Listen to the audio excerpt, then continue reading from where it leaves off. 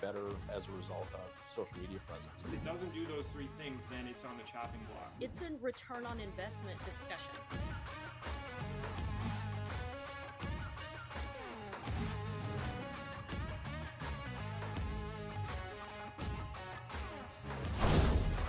Hey everybody, welcome back to another episode of the Daily Dealer Live. I'm your host, Sam Dark, and thanks for choosing to be here this Friday, the 27th of February.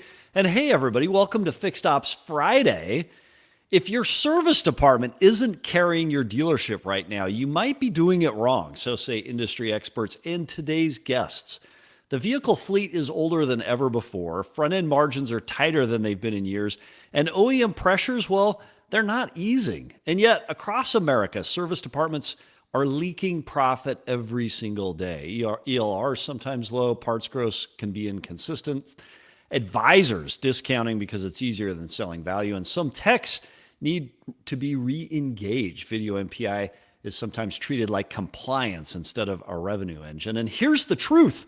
The service shop, not sales, not the desk, not the deal recap, is where real value can be built. Certainly Tully from past Fixed Ops Friday would agree with that.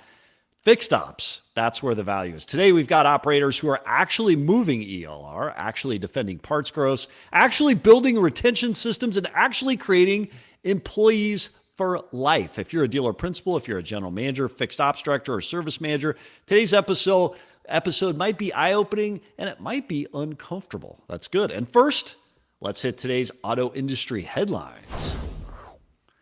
First up today in the news, for years, the 3-year-old vehicle was the safe bet for value shoppers, but that script has flipped. As of last quarter, 3-year-old units averaged $30,699 and sat 45 days. That's the slowest fourth quarter turn since 2017. This according to our friends at Edmunds. Meanwhile, current model year used cars quietly became the value leaders.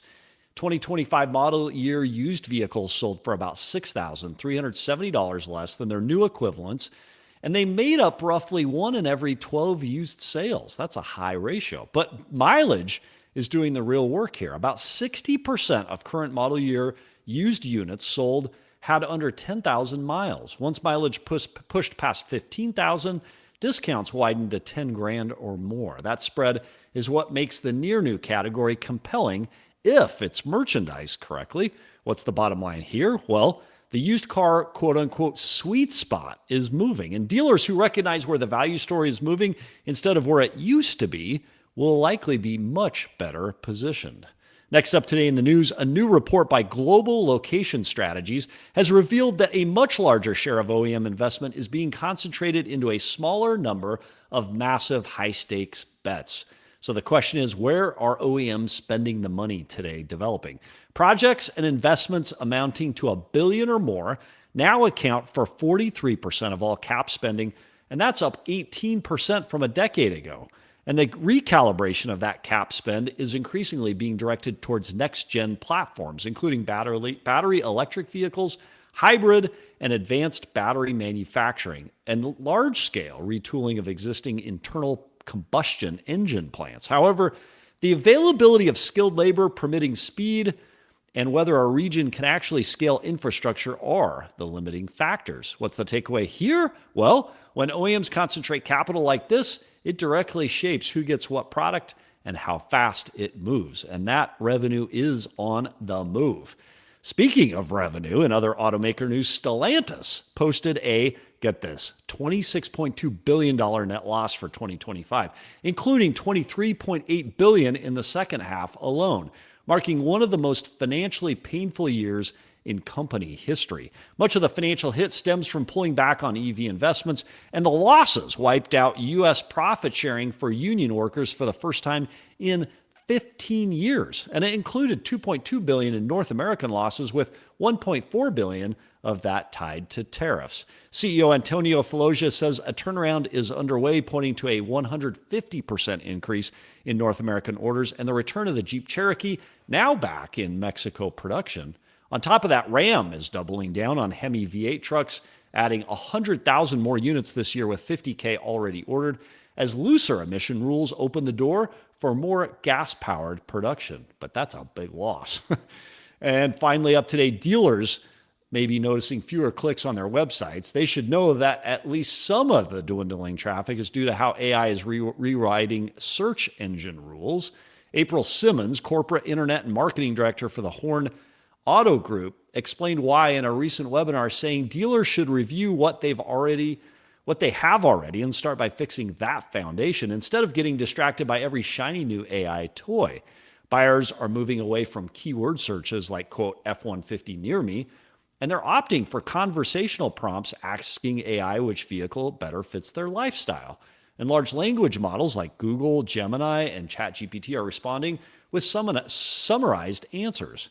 That puts pressure on what Simmons calls prompt visibility and generative engine optimization, or GEO, meaning dealers must structure content so AI can understand, cite, and summarize it, not just rank it in traditional SEO results. Looking ahead, as AI-generated results expand, traditional clicks will likely continue to decline.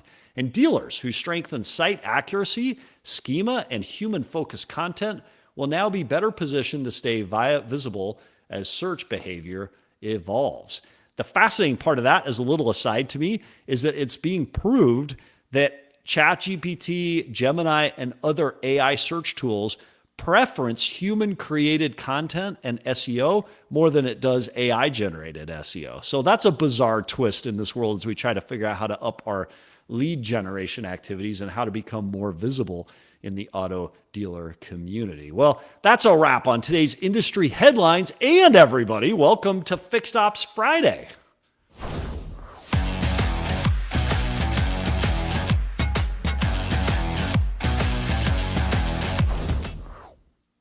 All right, Fixed Ops Friday is a reminder to everybody, we are streaming live across all CDG social media platforms. You can post your comments into social media. We'd love to bring them into today's show. It shapes the way we go. Love Paul Salzman for coming into the chat just now. Reviews are king right now.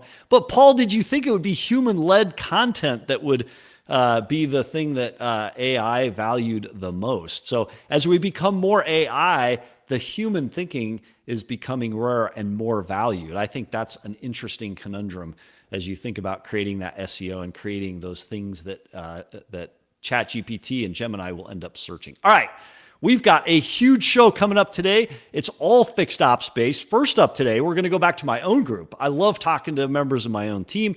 Bob Keuhl, our Vice President Fixed Operations, Ziglar Auto Group. Bob Keuhl, welcome to the show. Hi, Sam. Good to be here. Bob, it's good to have you here. You're sitting in a brand new office, by the way. So Ziglar Auto Group, 41 stores, 4 states, 2,700 employees. Recently at the Chrysler store there in Kalamazoo, we added Jeep and had a major remodel underway. So you're almost back into your new office. Congratulations. Thank you. So you oversee, Bob, fixed ops across one of the top dealer groups in the country. You're focused on a lot of things right now. But let's first talk about how you're solving the technician shortage crisis in the world right now. Technicians are valuable. They're hard to find. They're hard to retain. Tell us a little bit about what you're doing to fix that at the Ziglar Auto Group. Well, you're exactly right. They are hard to find and retain. We've had every high school in the country has dropped their automotive program, or most of them, and they've dropped the interest. So in the Auto Group, we saw this a couple years ago. We have actually developed our own academy where we vet students through the service manager. And then we have an automotive instructor from a local college that is retired. And then they spend 1 week a month for 6 months on a different portion of the vehicle. When they leave the class that 1 week, if it was a week on brakes or a week on steering, they go back to their mentor in the shop and they have a checklist of things they have to do and perform throughout the next 3 weeks before they come back, and then also bring back a minimum of 10 repair orders that they worked on that specific area of the vehicle. It's helped us out quite a bit. We've gotten involved in a couple of our communities as well. With the Kalamazoo, for example, has what they call K-Reset, which is a new trades-based education system for a 4-county school system. So we've gotten heavily involved in that as well. So we can kind of handpick some of the people that we want to bring into the Auto Group. So that's kind of what we've done. We're on our fifth class at this point, sixth, excuse me, our sixth class. We've graduated 55 students out of there with a 90+% stick rate once they get out in the shop. So it's worked out real well. So how does that work once an aspiring technician goes through the program? Do they get the choice of a store, a geography? Does a store sponsor that candidate? How do they decide where to go? And then once the training ends, what type of support continues with them as they emerge into that new career? Well, they're actually in a store before they get into our university. They are vetted by a service manager and actually recommended, and then we go through an interview process to bring them into the university. We have not declined anybody. We have that opportunity, but the service managers do a really good job of vetting them in, and they stay in the store normally that sponsored them through the event.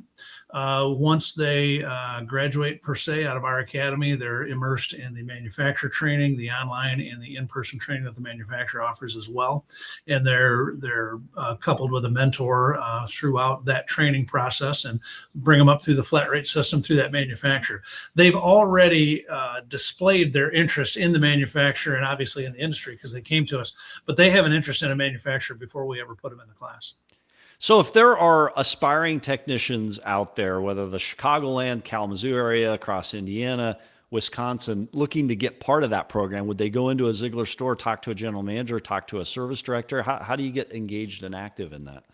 They actually can get in and see the service director in the store. They can also go to our website and fill out 5 pieces of information right there that will come directly to me. Then I can get them to the store they want to get to, and they can kind of usher them through the introduction and the application process from that point. Once they show the interest, we have a specific website out there that is a subsite of our company site that just goes to employment for parts and service, and that's been very productive for us as well.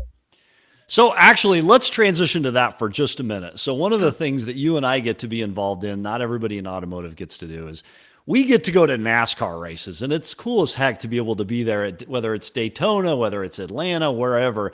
The Ziglar Auto Group sponsors a rising star in NASCAR, Kalamazoo-based native Carson Hocevar. He's on the number 77 car. Let's go see a video of Carson.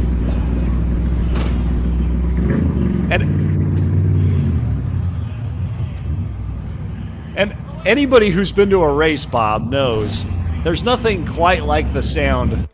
There's nothing quite like the sound of that engine at NASCAR. Why does Ziglar sponsor NASCAR?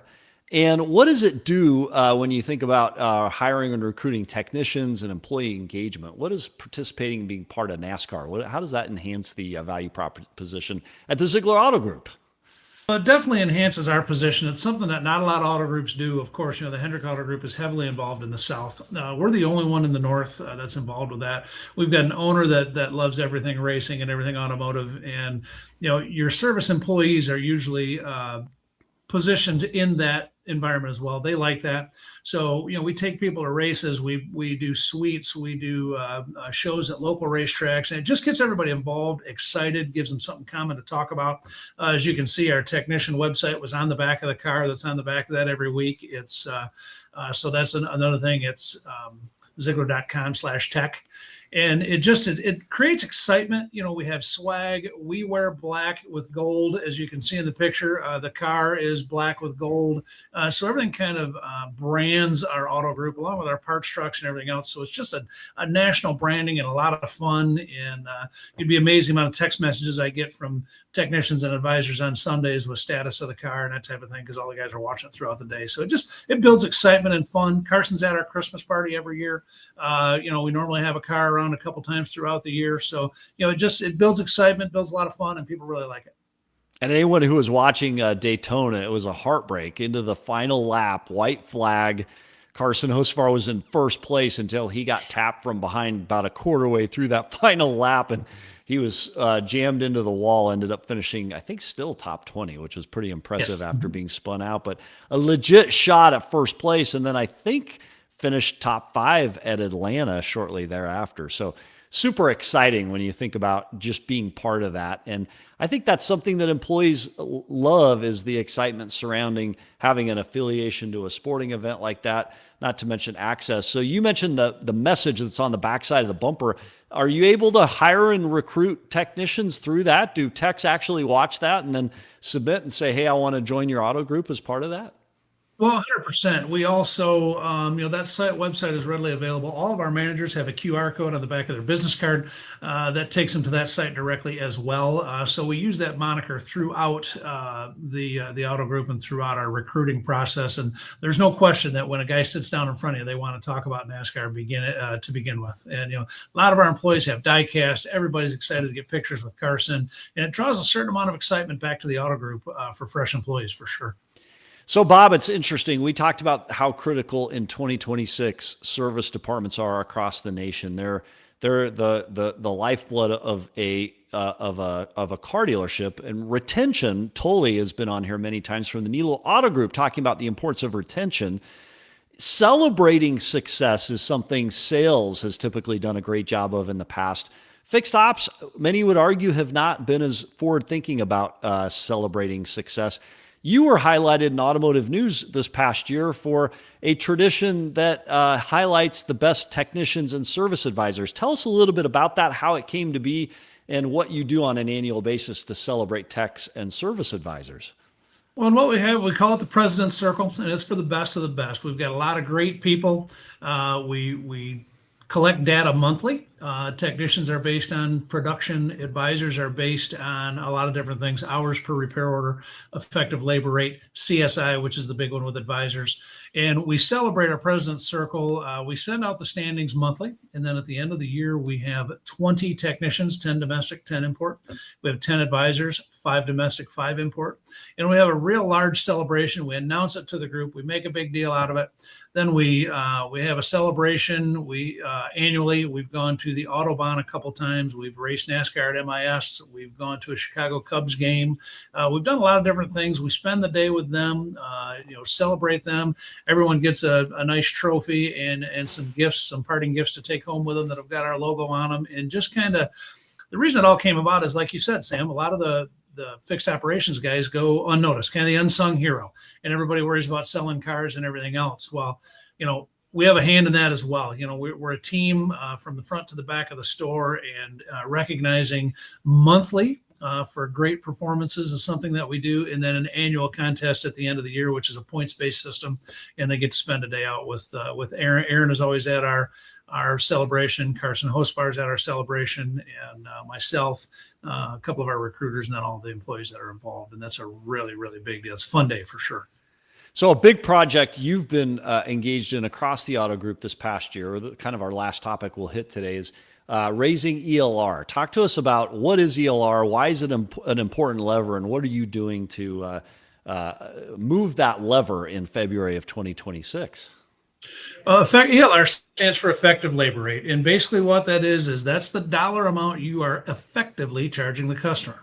Everybody looks at door rate and everything else, and there's a lot of things that affect door rate, whether it be a maintenance item or an item that you don't get your full repair rate out of and that type of thing.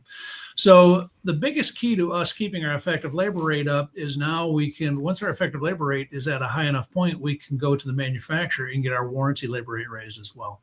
That's been a huge improvement. A lot of changes in that field since COVID, a lot of increases. Our training expense is going up on the regular.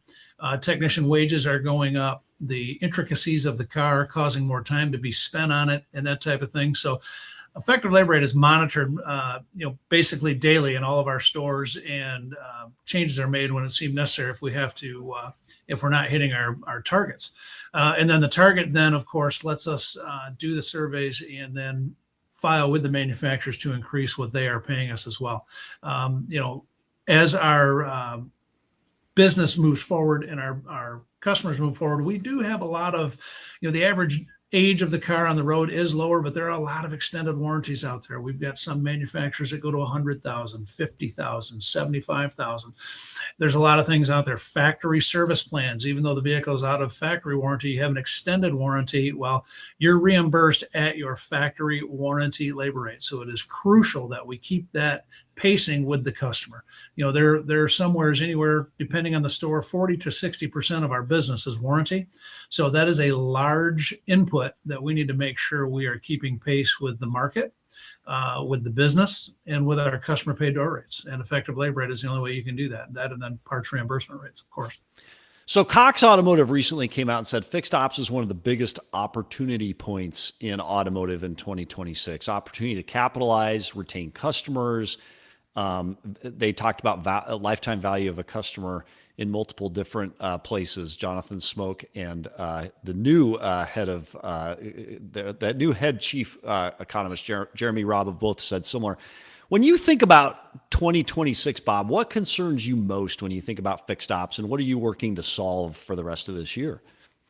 Well, the biggest concern of fixed ops, obviously, we need to keep people coming through our doors. We need to we need to get them to realize the value that we offer with our training and with our quality, and that we're always going to be there. The aftermarket guys are always nipping at our heels, and they're always out there looking to take some of our business. They don't have the training or the technology normally that we have. So we need to focus on that, and we need to focus on retention. And retention starts when the customer arrives at our doorstep, making them feel welcome, doing a solid multi-point inspection, telling them what is going on with their vehicle, and offering solutions when they have problems. Not only is finding a problem with a customer's vehicle important, but the guy that takes care of his car that doesn't have any issues, and you can prove to him that he's done a good job, he doesn't have anything coming up, and he can build that trust in you. Because if we have trust at the service lane, we're going to be unstoppable. Transparency is going to help with that. Transparency with our pricing, transparency with our inspections, transparency with our people, transparency with our process. But retention is going to be the key moving forward. And we're going to have to build value and retain that value with our customer. And that's going to be done through our process and our policies. So the industry is focused on fixed ops right now as vehicles get older and the kind of the customer retention becomes so important. Why do you think fixed ops has been such an overlooked department over the past several decades? Why is it now that fixed ops getting so much attention in the auto industry, Bob? Well, the attention on fixed ops started back with COVID when we didn't have any vehicles, right? We didn't have anything to sell, so we had to sell more out of the service lane to keep the stores going. And there's always been somewhat of a mentality of a necessary evil being a service department. And we've been fortunate enough in our auto group, and with my 35 years here with the auto group, we've been able to kind of change that paradigm a little bit and have everybody realize that we are in this together. There are no silos. It's not a strip mall. We're in this deal together, and we need to take care of them on the front side when they buy the vehicle, but we need to also show some focus towards the service department and fixed ops to take care of them so they come and buy that second, third, fourth, and fifth. That comes from your used car inspection process. That comes from your sales process. That comes from your service lane. If you can make that customer feel like there really isn't anywhere to go anywhere else, that's when they're going to be valuable to you. And it's like, everybody always says, hey, I've got a guy. Well, guess what? I've always preached to my service departments, we need to be their guy. We need to be the one that they call, and we make them comfortable enough, and we make them trust us enough where there really is no reason to ever go anywhere else. And if you are transparent with your customers, you quote things competitively where they're supposed to be. If they do go out and shop you anywhere else, they're going to come back anyways because they realize you're taking care of them. So the focus on fixed ops has become in the last 2 or 3 years, because we're not selling as many vehicles, whether it is we can't get them, they're not producing them. The pricing, people are thinking that it makes a little bit more sense to maybe keep that car 1 or 2 years longer due to the fact that the expense that's involved in replacing it. Lease portfolios went backwards in COVID. That helped the service department as well. Those are starting to come back a little bit, and I don't know if we'll ever get back to the levels we were at. But if we keep the focus in the service department on transparency, trust, and value, we'll be just fine. Bob Keuhl, Vice President of Fixed Operations, Ziglar Auto Group. It's always great to have members of our own team on the show and selfishly highlight excellence in our own world. You and I basically share a building office. We appreciate you being on the show today and sharing perspectives on retention and recruiting technicians into this industry. And then the heck of a lot of fun we all get to have at NASCAR. So, Bob, thanks for being on the show. Absolutely. Thanks for having me, Sam. Appreciate it. Well, that's a fun conversation. So to our listening audience, everyone out there, post up in the comments, why do you think fixed ops has been overlooked for the past decades? Why is it only now that the auto industry is coming here saying, hey, this is an important time to pay note. It's an important time to train. You know, within our own group, it's fun to see technicians and service advisors getting recognized. That's kind of newer in the auto industry. We've been doing it a while. But, you know, a lot of the limelight historically in automotive has gone to the sales side. Why is fixed ops kind of a late arrival to that? Would be curious to get your comments in the chat and in the notes, and we'll bring those into today's show. Let's talk Impel. Today's episode is brought to you by Impel. Impel's service AI with voice AI delivers proactive, VIN-specific outreach based on individual driving behavior, captures missed calls and schedules appointments instantly by text and by email. Advisors stay focused on the drive. Customers get fast, personalized service. Learn more by clicking the link in the show notes below. Click the link in the show notes below to learn more. Or you can also click the QR code off to my side there. And if you're watching after the fact, you can obviously go to the link. We appreciate Impel sponsoring today's content, including the conversation with Bob Keuhl about retention and a little bit of NASCAR thrown in for good measure. So thank you, Impel. We appreciate you guys sponsoring today's show. All right, let's transition directly into our next guest up today, Service Director of Volkswagen of Clarksville, Indiana, John Bishop. John, welcome to the show. Thank you for having me. John, it's awesome to have you. Thanks for being on. So tell us a little bit about yourself, what you do, and what you do. Well, so I'm Service Director of Volkswagen of Clarksville, Indiana, and I started out in this business 16 years ago, washing cars, lot attendant, Very and then moved cool. into a technician position, and then was fortunate a general manager said, hey, why don't you try to write service? So started writing service at a young age and really understood the fact that what we were doing maybe wasn't exactly the way we could have been doing it. And then as I continue to develop in age, I've learned and watched that retention numbers continue to slide off and we're losing customers, they're unhappy. And then you really have to do a deep dive and focus on what's really the catalyst here and what's causing that problem. And if you dive enough, you'll start seeing that really it's us looking in the mirror and reflecting on the process that we have is the same process that we've had as dealerships for as long as I've been in the business. We're KPI focused, but we're not customer focused. You know, it's interesting. I appreciate you noting it. So it seems to me as we came out of COVID, inflation, increased cost of repairs, labor, everything, it masked the problem. The RO counts as an industry are going down. We're seeing a lot of defection to non-OEM repair facilities, places like Jiffy Lube for basic services and whatnot. You say it's process that's driving it.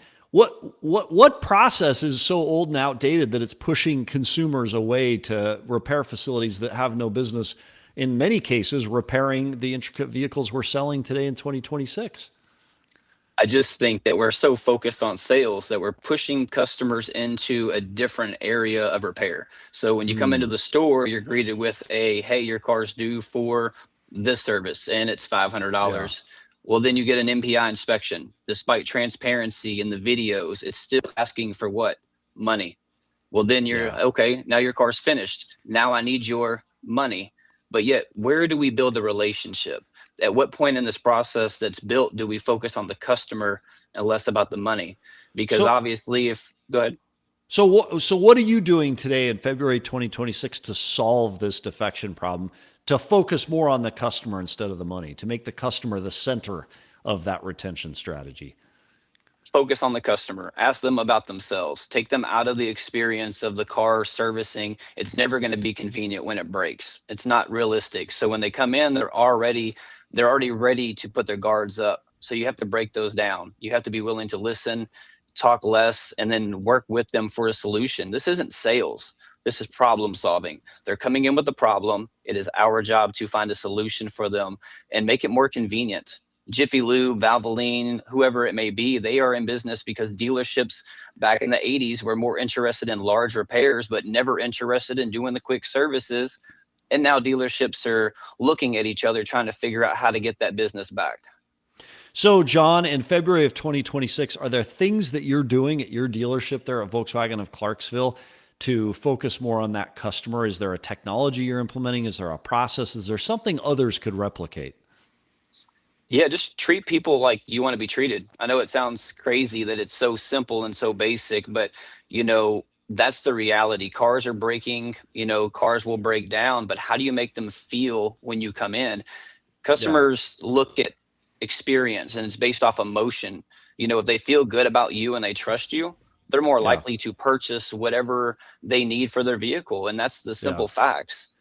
So Bob talked, part of the Ziglar Auto Group, he talked earlier on about the MPI process. So in your store, how is that MPI process? What does it look like? Is it paper? Is it video? Is it text communication? What are you doing? So Volkswagen Group of America requires video MPIs to be done with every vehicle. That's a technician going over your brakes, your tires, your fluids, and then demonstrating to you visually what you need and why you need it. Or maybe even starting the process when they don't really need it, just letting them know that coming soon, this is what you're going to be looking at. So those videos do provide transparency. Like Bob said, it's a game changer for the market. But we're still missing a key point. No matter what information or what data we give them, whether it's ChatGPT or Google, we are still missing the customer connection. And without that, our retention numbers market-wide will continue to drop. So let's pressure test that a little bit, because you have said that a couple times. Then I want to bring in a comment from Paul Salzman. Is there one strategy that you're asking your service advisors and your technicians to implement to help solidify that connection? I mean, obviously making sure that the customer understands the process, that you're communicating efficiently and effective, but is there a process you're leaning in on in February 2026? Yeah, the process is when a customer comes into your service lane, make it about them. Prepare them with word tracks stating this is, you're at 60,000 miles. You're coming in. You do have some services that are due by the manufacturer. Let's get the inspection done by the technician who's going to make those recommendations. Instead of making it about price point from the start, let's let the technician build the value, which we keep going back to. Let the technician build the value in the MPI. Paul Salzman comes into the comments that says, perception, warranted or not, creates customer churn. If clients perceive they're going to dealer service is akin to proctologist, you lose their positive sentiment to the entire store. So his point being, I think, if they're begrudging a visit to the dealership as much as they begrudge a doctor, it's going to be a challenge to have them stay connected to the store. So speaking of connection, how do you stay connected to your clients between major services in a way that retains them? Just try to reach out with them in email. Instead of sending them just coupons, let's send them information of how the word convenient can be for them, instead of scheduling with a phone call, scheduling with an online provider or a text in and scheduling that way. But communicating with knowledge, educate them to know that we're here to help them, that it's not just about the money. Even when they don't need us, we need to provide them with a service to let them know that we're here to help. Okay, you've talked often about not only retaining customers, but retaining employees. You talk about employees for life. What does employees for life look like in pay plan and career pathing? Well, employees for life is equally as important as customers for life. You have to treat your employees and understand that life happens, whether it's calling in or missing work. You structure a level of respect between you and your teammates and understand we are one. We work together, and that's the biggest focus point. It's not always about money. For the most part, most people don't quit just because of income. They're quitting because of culture. They're quitting because of leadership. They're quitting because of a manager. And there's a difference. You can be a manager, but are you a leader? And that's what this industry needs, leaders, in order to get us back on track to where we need to go in order for this industry to continue to grow. John, why would you say good people leave service departments? You've alluded to it a little bit through leadership, but what is causing a defection in most service departments in February of 26? A lot of times it's going to be culture. I mean, culture sets the standard for, what they expect and the way that they're treated, and again, it's just like customers. They just want to be treated like people. Treat them fairly, treat them kindly, work with them. Most people, either you have kids or don't have kids, life will happen. And it's not a matter of if, it's a matter of when. Yeah. What's the fastest way you and your store, last question up, and then we're going to bring you back into the roundtable. What's the fastest way you've improved morale or culture without spending a lot of money in the service department? Just understand the titles mean nothing. We're all here to do the same task. We're here to help people, understanding that that is the key. Stop looking at the numbers and the KPIs and focus on the customers. Do they feel valued when they're here? And if that's not happening, then you're not doing what needs to be done. Speaking of KPIs, what do you think is the most misunderstood or overvalued KPI in a service department this year, 2026? Effective labor rate. Okay, you're Effective against labor rate. effective ELR. Okay, why? Yeah, I mean, hands down. I mean, again, Yeah. if we can't get retention done correctly, why are we still Yeah. looking at money when we can't even get the customer side of it done? Without the customer, the effective labor rate doesn't even exist. Yeah, interesting. Okay, so your perspective would be, let's get the people side right, then let's focus on ELR. So a question for you. You're a Volkswagen dealer. Yes. Volkswagen famously is trying to inject vehicles into the U.S. marketplace through an alternate route through Scout, and they've actually gotten approval in many states, Colorado, California, Utah, to name a few. What do you think about that? Does that concern you as a Volkswagen dealer in 2026 that your own OEM might be going around you to sell vehicles? I think it's an opportunity to grow, but I also think that you have to look at it from a customer service standpoint as well. There has to be a reason. Usually the only reason these actions are taken is because maybe we as an industry haven't done the right things the right way. And to avoid that possible loss, we choose to go around the stores. The less Okay. people involved, maybe the more opportunity it's going to provide. So how do you remedy that? How do you make Scout not a threat to you as an OEM? Start with day one, work on your customer process first, and everything else will follow. Yeah, fantastic. Well, John Bishop, Service Director, Volkswagen of Clarksville, hang out for a few minutes. We want to bring you back at the end of the show and have you participate in a little bit of a roundtable. We'll test your ELR theory and your strategy to win in 2026. Thanks for being on the show, sharing your perspectives. Thank you. It's a fair point. What do you think in the comments? We'll bring your thoughts in. Is John correct that we need to focus first on the people, the process, and update those processes to better reflect 2026? We're going to transition next into Vince McIsaac, Director of Parts Operation at the Hawk Automotive Group. Vince, welcome to the show. And Vince, you may be muted. Can we hear you okay? So our producers may have to go back and fix Vince here. We're going to try it one more time. Vince, can you hear us? Yes, I can hear you just fine. Oh, there you go. Fantastic. We got you. So you know what? In 2026, we still every now and again still have a couple tech issues out there. So Vince, tell us a little bit about yourself and what do you do in automotive? I started 12 years ago-ish, 2014. Came in, I just fell into the industry, knew really wasn't not a car guy at all. I'm not your traditional parts guy by any means. I was a computer guy, process person. Came in doing consulting just to try to fix in a warehouse operation. Instilled that culture where it really doesn't matter what we sell. It could be a car part, a t-shirt, a computer part, or an orange. You got to have the right processes, the right people, and then at the end of the day, it's the right part, right place, right time. That age-old adage. Started there and then kind of just fell into it and grew and grew and grew. And even my own people will make fun of me that I barely know the difference between a hood and a fender to this day. But, again, if we have, as John kind of alluded to, you have the right leadership and the right team that you build, and you just put the right people in the right place. You got a receiver is a receiver, a quarterback's a quarterback, and try to make the best of it. Well, we appreciate you being on the show. You're one of the first, if not the first, parts directors that have been on the show, bringing up different perspective. And I'm fascinated by your background in computer and technology. What do you think most dealers miss about parts operations and distribution, given your technology background? What are most dealer operators missing out on when they think about parts? Great question. I think one of the things I can bring to the table, since I wasn't stuck in these four walls of the dealership or auto world for years and years and years, is and there's a big world out there. And, you hear that all the time. We got people, and we need both. You need both. You need people that have been doing it forever. You need new ideas.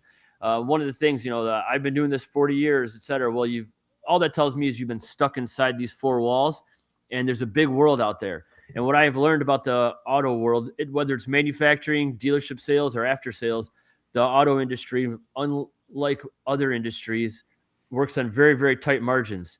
So therefore, a lot of times investment into technologies and things like that and making yourself more efficient is overlooked, or just, nope, we can't make the investment, can't make the investment. So that is the first thing that I noticed.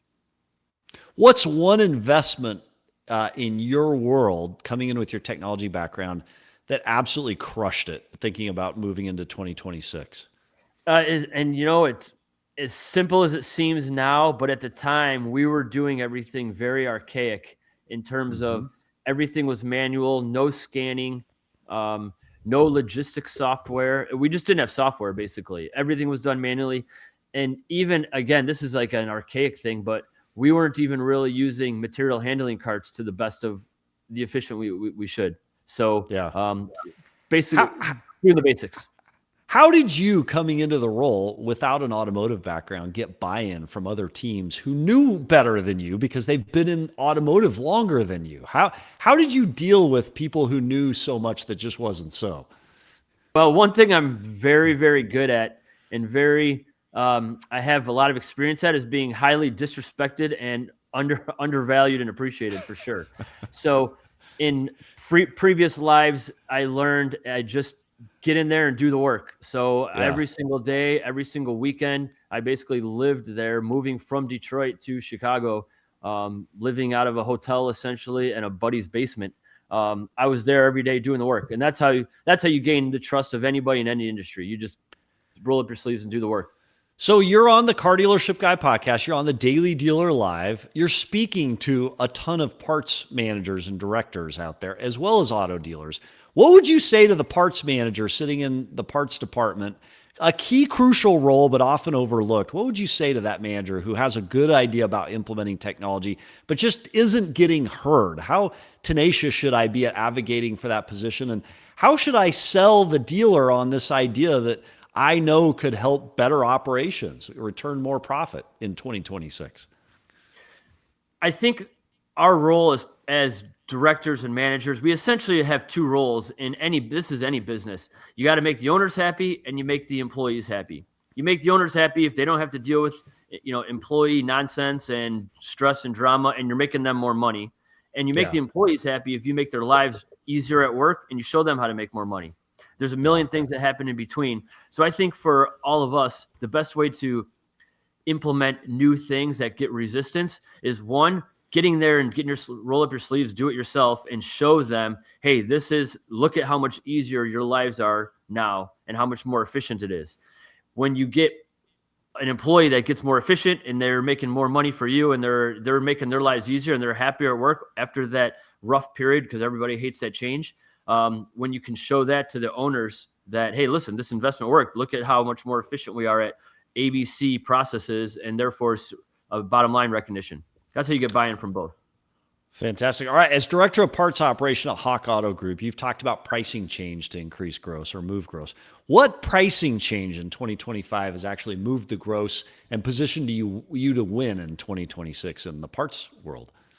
Well, this one is tough. We evolved quickly and went the wrong way a couple times. That's for sure. So a couple of years ago, you got to grow. The manufacturers make these tiers, and everybody knows the manufacturers have these different buckets and all that. Yeah. And they essentially promote a race to the bottom, even though everybody knows it's a free market and, you can do what you want, but they promote this race to the bottom. As we know, between our own groups, between your group and mine, there are barriers to entry. New people come in to an established territory and it's easy. It promotes growth, but then all of a sudden you hit some type of ceiling and it's wow, we can't grow anymore. So you go from growing your overall business sales wise to get that back end money. And then eventually you realize when you do the math, wow, it's not worth it with giving away the upfront gross. So dialing that back, and unfortunately, quite frankly, raising prices is what you have to do to save your gross profit. So how do you balance that, being competitive and being profitable in a parts department in 2026? Great question. I think John hit it on the head, and a big time was your people. So you get buy-in from all your people on a certain culture, and everybody you have to show them the whole doing more, using less mindset from the financial statement side. making their lives easier on, getting dirty with them and going through the grind with them. I think that shows them that you can move ahead. And then as you're adjusting pricing and you're being, quite frankly, as John said again, being transparent with your customers, telling them this is what's going to happen and just trying to preserve that service. That's the only thing you can do. So in the parts department and in the parts world, there can be fracture between pricing at the counter, in the service department, and online. How do you keep pricing consistent, Vince, in those three areas between the counter, service, and online? It's like anything else. You're essentially reading the room. Totally different pricing up front for an outside customer, such as even a collision customer versus a mechanical customer. Totally different pricing. Different pricing than obviously warranty, which is different than in the counter. So what we try to do is we just try to categorize and make sure we keep it nice and organized, and we don't lose any opportunity. You don't want to lose the ability to charge more when you can, but take care of the customers that you need to. So is there a particular set of software or communication tool or posting tool that allows you to do that within your organization? We do. We use a couple of different outside. We have CDK, which is what we use, which isn't the greatest, but again, something that I know from a software guy. This industry has the worst softwares in any industry, like by far. It would be nice. Why is that, by the way? Why, in your opinion, is it so bad? In my opinion, it's because as the customer, as we talked about earlier, the margins are so tight in the auto world. So in the auto world, we're not really willing to make that large investment in expensive stuff, such as a software. So when you're not willing to pay for a lot of it, the vendor's not developing it. So we're not going to pay, $10,000 a month for a SAP. We'd rather pay $1,000 a month for a CDK. So CDK, when you're paying any CDK rentals, it doesn't matter. And we've noticed this with the new people. I'm sure you guys have too. Any of the new DMSs that try to make it, they're not willing to make that investment into their product because no one's going to pay for it. So if they don't have somebody to pay for it, why would they do it? So you're speaking today to a lot of vendors. There's retail customers out there that there are people that are industry adjacent that would say, come on, Vince, like automotive is enormously profitable. You say it's thin margins. Is it truly thin margins? Is it really as skinny and as thin as you say it is? On the fixed op side, for sure, when you're talking about wholesale specifically. On the retail side, of course, it's great. And I try to measure things up to your own personal life. You have $100,000 or $50,000 you saved up your entire life. You want to invest it. The whole age-old adage is you should get 10% on the market. So we kind of use that as our baseline. Hey, if you're an owner and you have money to invest, are you going to make more on the market or less? So when we talk about fixed ops, your margins, anything, in the 20s is great. If your bottom line is 15 to 20, you're doing well. When you start getting into wholesale, your margins, anything below 10, now your owners are starting to thinking, should we even do this? So with that, are you even going to spend money? Because if you could do it, make more in the stock market for sure, let alone car sales or fixed ops or in the service side. So if you're less willing to make that investment to a vendor, they're less willing to make that development. All right, we talked a little bit about pricing. Before we leave that entirely, we'll go to expense next. Where do most dealers in February 26, where do they mess up pricing in the parts department with such thin margins? I say a lot of people still have the age-old, we have to be the cheapest. We have to be the cheapest. I think people are very scared to just hold your ground. And so that's where I think our biggest mistake is. So how do you deliver value in parts, which many could argue parts, if anything, is a commodity, right? How do you deliver value and make it and take it away from being about price? So it's very cliche, but you give the good service. You have your guys, if it's a driver, he's trying to be friendly. If it's a person on the phone for an inside sales rep or a wholesaler, they're trying to give as much information and talk with the basics. You're talking about like Fred Pryor, Sales 101, talk with a smile, give information where you probably didn't need to. And quite frankly, most of the time we're learning, and I know a lot of people are learning this, they're going to use you for information and call and put the order in with somebody else who's ever cheaper. But if you can implement that same strategy with retail person and even with your service technicians, as we know, are probably in the same category as body shops or mechanical shops in terms of difficulty to deal with sometimes, but you just got to try to be cool with everybody and build that relationship. Kevin Stuckey comes into the comments, says, culture is everything. And then he says, embrace new change, be the leader and the light for others. And then longtime poster, Kevin is as well, but Eager K comes in and says, it's not just the matter of the price, but matter of comforting.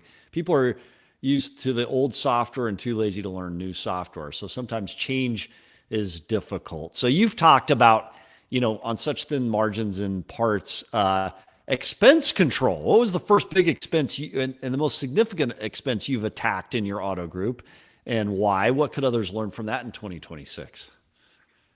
Probably personnel, which is tough. I mean, that's a very big expense, and you never want to try to do things with personnel if you don't have to, of course.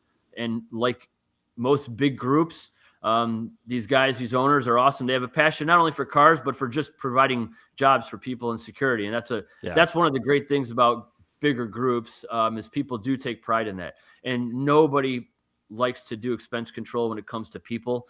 So but those are some of the things that we have to do. And we have to get more efficient, which is the root of that, being more efficient at different processes. So we talk a lot on the show about technology, AI, and other such things. Is there an AI technology that's interesting to you in the wholesale and in the parts world in 2026?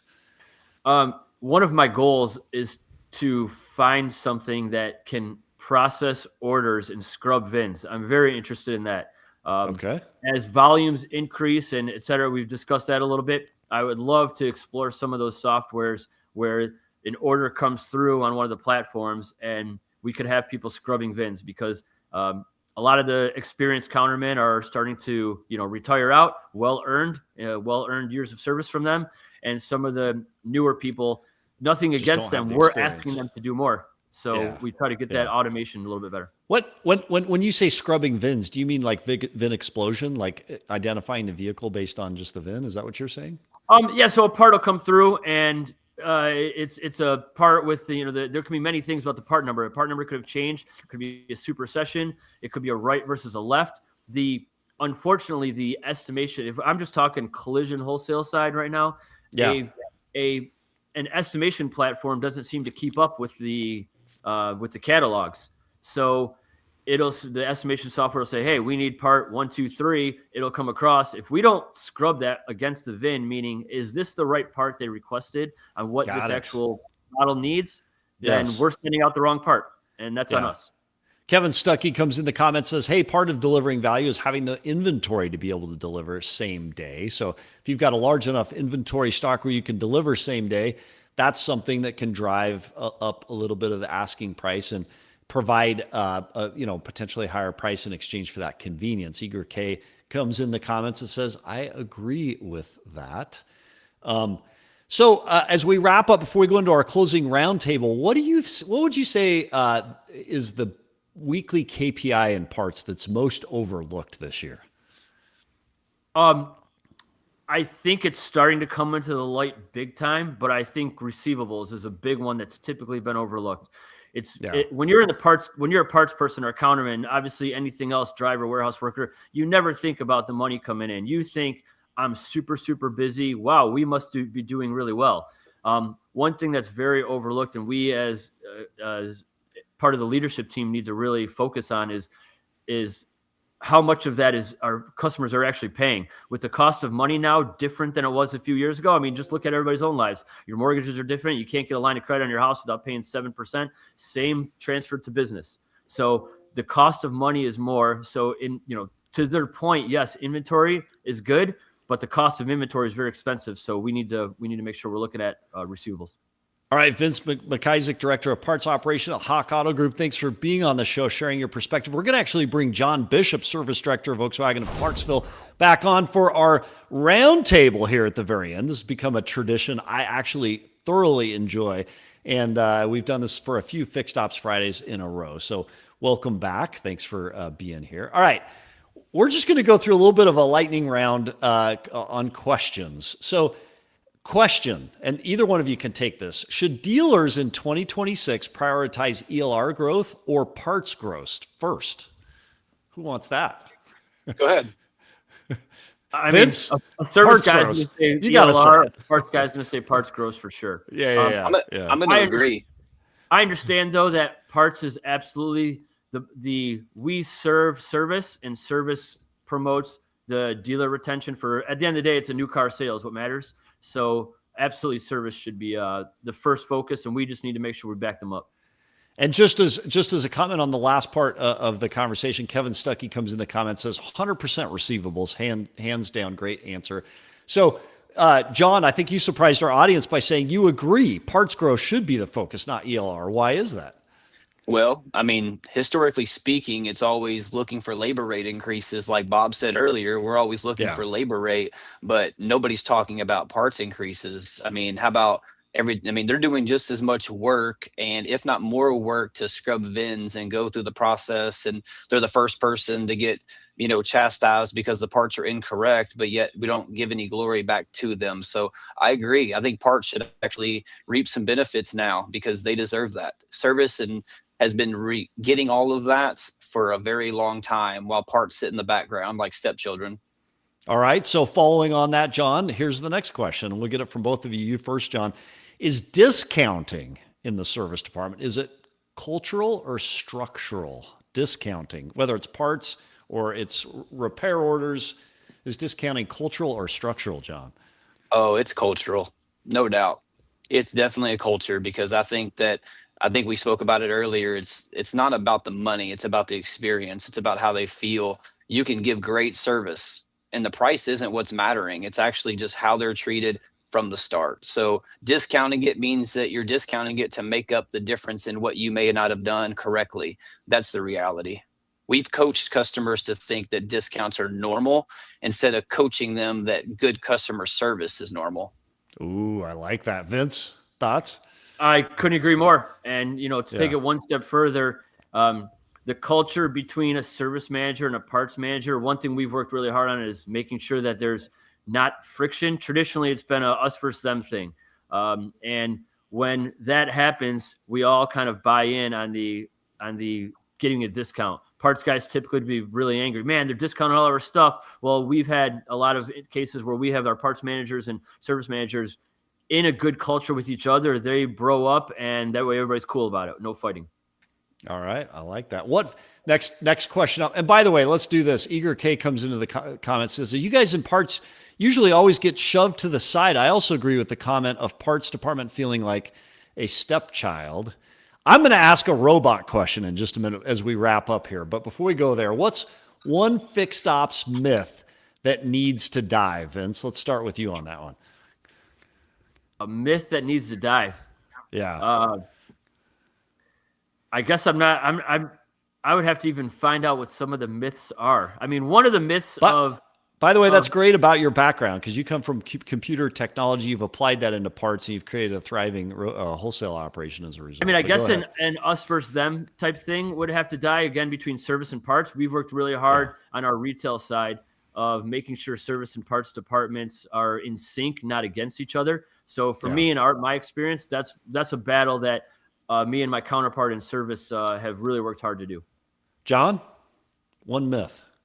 I mean, I'm going to say the same thing. I think it's cultural too, though, just as equally as much as the discounts. It's cultural. We've allowed this to go on for so long, focusing again on sales, but not focusing on the people that are right in front of us that actually generate those sales and generate the customer feedback. And as we talked in other shows, you're talking about, Chat GPT. Gemini is the base of that, where Google is. So your Google reviews are feeding Chat GPT. So why not focus together on bettering this so we can actually stand out in the crowd equally for parts and service? Yeah, parts, service, sales, everyone should be focused equally, I think, on that. What's one change that would move profit in 90 days? One big change. We've got an expert in service or fixed ops. We've got an expert in parts. Vince, what's one thing dealers could implement in the next that would move profit in 90 days? Correct pricing, for sure. That's a very quick thing. You could just have the right pricing for the right customer. Yep. John? All right. I would go with communication. All right. Automated robots, they're all the rage right now. Yes or no to deliver parts in 2026? John? No. No. Vince? No. Not yet. Not yet. It's not quite there yet, you would say. We're not there yet. So, all right. Well, hey, to both of you, John Bishop, Service Director of Volkswagen Clarksville, and Vince McIsaac, Director of Parts Operation at Hawk Auto Group. Thank you both for joining us, sharing your perspectives on Fixed Ops on this Fixed Ops Friday. Thank you both. Thank you for having us. Yep. Kevin Stuckey comes in the comments. Dealers are too expensive charging for elite service. If you can provide it, just like the Ritz and Disney, they will pay for premium. I think what he means is we've got to focus on delivering value.